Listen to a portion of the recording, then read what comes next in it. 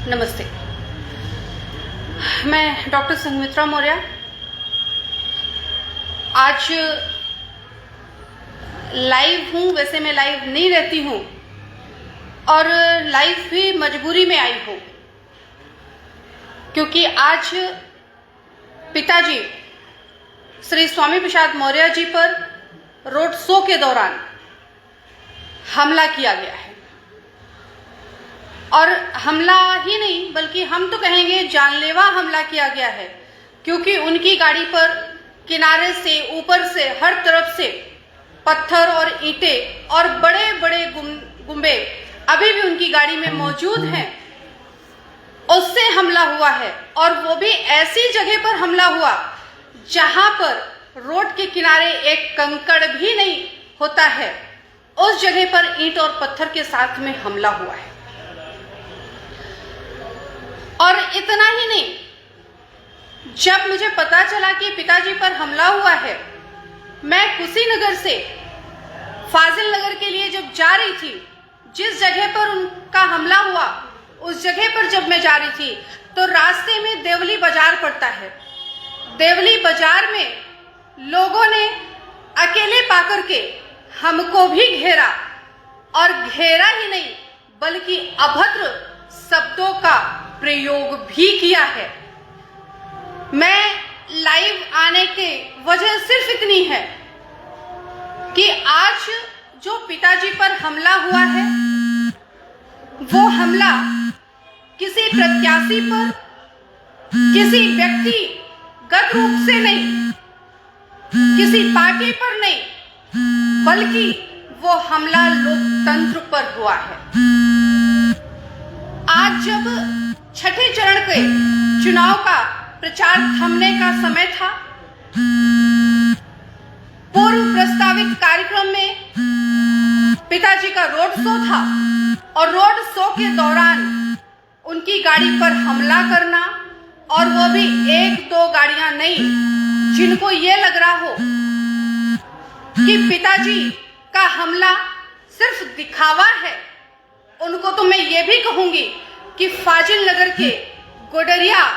चौराहे पर, गोडरिया मार्केट में आकर के देख लीजिए किस तरह से 100 की 100 गाड़ियां डैमेज की गई हैं, किस तरह से वहां पर पिताजी के चालक के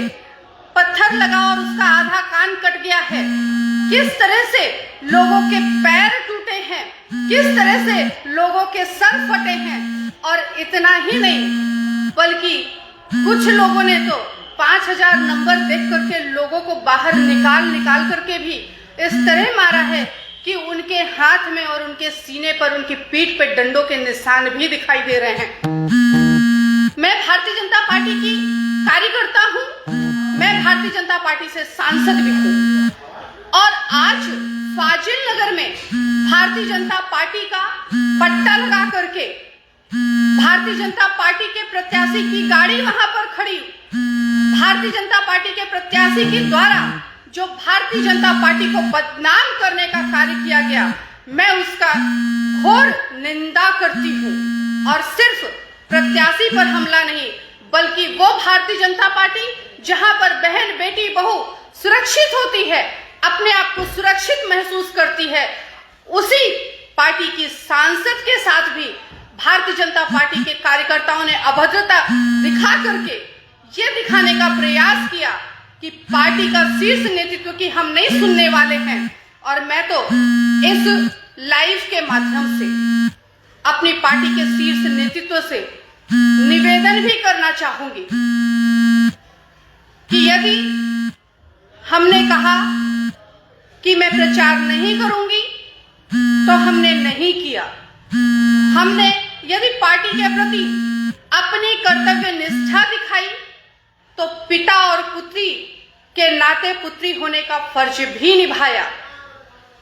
लेकिन समय समय पर एक औछी मानसिकता के तहत लोगों का हम पर आरोप लगाना, वो भी बिना सबूत के आरोप। मैं तो आज भी कहती हूँ, यदि किसी ने हमें समाजवादी पार्टी का प्रचार करते हुए देखा है तो उसका वीडियो हमें दे दो और हम मान जाएंगे और समय समय पर हमें मानसिक रूप से प्रताड़ित करने वालों के प्रति भी मैं भारतीय जनता पार्टी के शीर्ष नेतृत्व से चाहूंगी कि कार्यवाही होना चाहिए। अब कार्यवाही होना चाहिए, क्योंकि बात सिर्फ समाजवादी पार्टी के प्रत्याशी की नहीं, बात भारतीय जनता पार्टी के सांसद की भी है, बात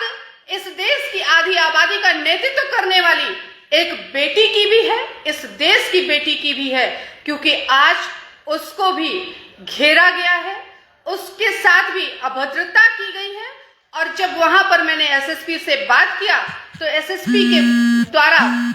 हमें कहने के बाद वहां पर फोर्स पहुंची है और 5 गाड़ियों की फोर्स के साथ वहां से मुझे सुरक्षित निकाल करके फोर्स के माध्यम से लाया गया है। तो निश्चित तौर पर ऐसे लोग जो भारतीय जनता पार्टी को कलंकित करने का काम कर रहे हैं, चाहे वो प्रत्याशी हो भारतीय जनता पार्टी के, चाहे भारतीय जनता पार्टी के समर्थक हो, उन सब पर कार्यवाही होनी चाहिए। क्योंकि बात एक राष्ट्रीय पार्टी के ऊपर आंच आने की है, लोकतंत्र के साथ खिलवाड़ की है। और इसलिए मैं एक बेटी के भी आज खुलकर के कहती हूं, आज तक हमने सारे फर्ज निभाए, पार्टी के कर्तव्यों का भी और बेटी का भी। हमने कहा प्रचार नहीं करेंगे, नहीं किया, लेकिन आज मैं खुलकर कहती हूं और निवेदन भी करती हूं इस लाइव वीडियो के माध्यम से कि फाजिल नगर की जनता जो प्यार आशीर्वाद स्नेह दे रही थी, वो अब उससे दुगनी संख्या में 3 मार्च को देगी और ऐसे कुकृत्य करने वालों को मुंह तोड़ जवाब 10 मार्च को मिलेगा। और जो हमें समय समय पर सलाह देते हैं कि आप भी इस्तीफा दे दो, या अफवाह फैलाते हैं कि संघमित्रा मौर्य भी पार्टी छोड़ने वाली हैं, इस्तीफा दे दीजिए, मैं उनको भी स्पष्ट कर देना चाहती हूं कि संघमित्रा मौर्य भारतीय जनता पार्टी की कार्यकर्ता है, भारतीय जनता पार्टी की सांसद हैं और वो बनी रहेंगी, अपनी पार्टी के लिए काम करती रहेंगी। हमें किसी की सलाह की जरूरत नहीं है। और वैसे भी हम बदायूं की देवतुल्य जनता के अमूल्य वोट रूपी आशीर्वाद से चुन करके देश की संसद में गए हैं। किसी की दया दृष्टि वाले सांसद हम नहीं हैं कि किसी ने हम पे दया दृष्टि बरसाई और हम बैकडोर से सांसद बनकर के एंट्री कर गए पार्लियामेंट में। हम बदायूं की देवतुल्य जनता के आशीर्वाद से गए हैं, इसलिए हम अपने कर्तव्यों को बदायूं की जनता के साथ निभाएंगे। ना हम इस्तीफा देंगे सांसदी से और ना पार्टी से, बल्कि हम तो कहेंगे राजनीति करने का मजा असली तो हमें अब आएगा। क्योंकि अभी तक संघमित्रा मौर्य राजनीति करती थी, तमाम सबूतों के होने के बाद भी किसी व्यक्ति के खिलाफ नहीं बोलती थी, सबूत दिखाने के बाद भी पिताजी की लगाम होती थी कि बेटा छोड़ो, पार्टी के पदाधिकारी हैं, पार्टी के कार्यकर्ता हैं। लेकिन अब पिताजी की लगाम नहीं होगी। अब भारतीय जनता पार्टी में हम स्वतंत्र रूप से राजनीति करेंगे और शीर्ष नेतृत्व के सामने वो भी हम रखेंगे जो अभी तक बदायूं में खेला होता रहा है, चाहे वो 19 के चुनाव में हुआ हो, पार्टी के जिम्मेदार लोगों ने किया हो, चाहे जिला पंचायत के चुनाव में हुआ हो, और चाहे अभी 2022 के विधानसभा चुनाव में बदायूं में जो हुआ है, उन सब का काला चिट्ठा पूरे सबूत के साथ में है। और आवश्यकता पड़ने पे शीर्ष नेतृत्व को सारे सबूत रिकॉर्डिंग के साथ में मैं दिखाऊंगी और बताऊंगी कि जो भारतीय जनता पार्टी का अपने आप को हितैषी बताता है, वो किस तरह से पार्टी को बदनाम करने का कार्य करता है। कार्यकर्ता खुद है, और आरोप लगाता संघमित्रा मौर्य पे है, क्योंकि वो नारी है, डर जाएगी। लेकिन जब वो डरी नहीं, सहमी नहीं, चुपचाप सबको सहती रही 3 साल, तो 2 साल अब संघमित्रा मौर्य दिखाएंगी राजनीति कैसी होती है। और मैं एक बार फिर कहूंगी कि ये खून मौर्यवंशी है, सम्राट अशोक का खून है, और इस शरीर में स्वामी प्रसाद मौर्य जी का खून दौड़ रहा है। जो लोग उनको दल बदलू कहते हैं, उनको भी मैं जवाब दूंगी। अगर उन्होंने दल बदला तो उन्होंने निजी स्वार्थ के लिए नहीं बदला, वो कहीं पर भी रह करके अपनी उन्हीं सुख सुविधाओं को भोग सकते थे, लेकिन उन्होंने लोगों के लिए दल बदला। आप उन्हें दल बदलू क्यों नहीं कहते, जो निजी स्वार्थ के लिए दल बदलते हैं,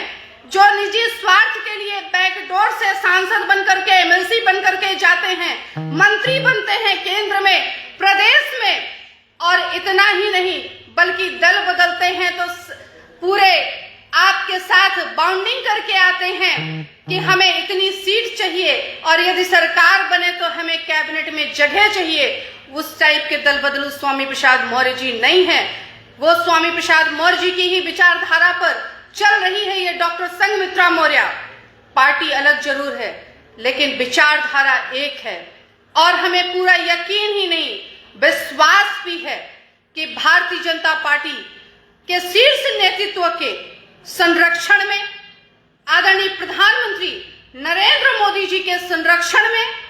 आदरणीय नड्डा जी और आदरणीय अमित भाई जी के नेतृत्व में ऐसे लोगों के खिलाफ भी अब संघमित्रा मौर्य मोर्चा खोलेंगी। और अगर अब संघमित्रा मौर्य पर कोई इतना सा भी करेगा तो उस सबूत के साथ में संघमित्रा मौर्य इतना करके वहां पर खड़ी होंगी, क्योंकि संघमित्रा मौर्य भी इस देश की आधी आबादी के नेतृत्व के साथ साथ दलितों, पिछड़ों, शोषितों की भी राजनीति कर रही हैं। और आज संघमित्रा मौर्य को सिर्फ दलित पिछड़ा ही नहीं बल्कि बहुत बड़ी संख्या में अगड़ों का भी आशीर्वाद मिल रहा है। उन सब के आशीर्वाद से एक नई नींव मजबूत हो रही है, जिसको हिला पाना किसी के बस की बात नहीं होगी। और मैं एक बार पुनः फाजिल नगर विधानसभा में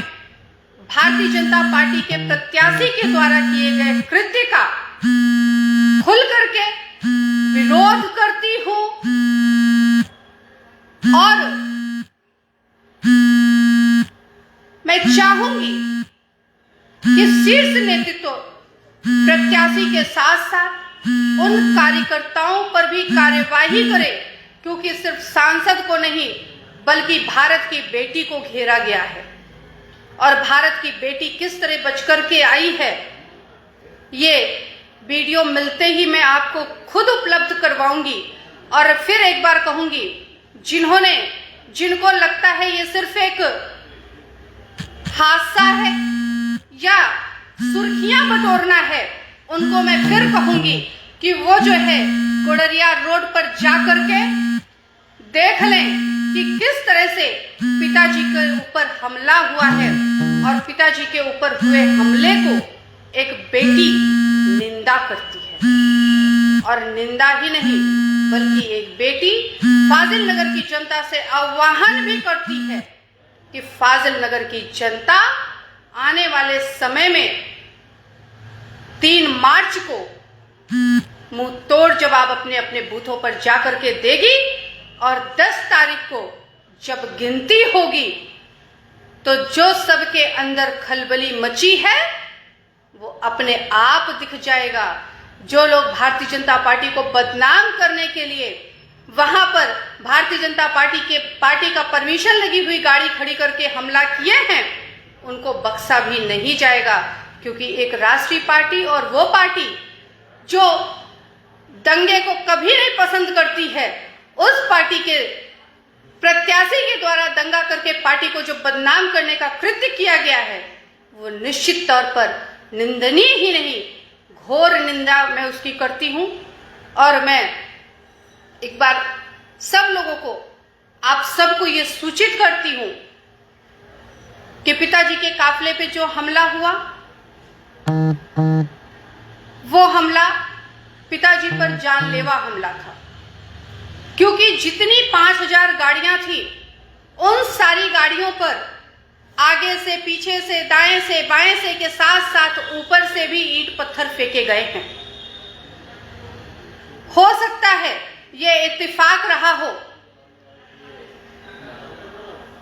और पिताजी आज अपनी गाड़ी के बजाय दूसरी गाड़ी में बैठ गए थे, जिसकी वजह से पिताजी सुरक्षित हैं, लेकिन उनके काफिले में चल रही 100 गाड़ियों को डैमेज किया गया है। बहुत से भाइयों के सर्फ में चोट आई है। पिताजी के चालक को लगा है उसका आधा कान कट गया है। बहुत से भाइयों के पैर टूटे हैं, हाथ टूटे हैं। वहां की जनता को भी बहुत चोटें आई हैं। मैं निर्वाचन से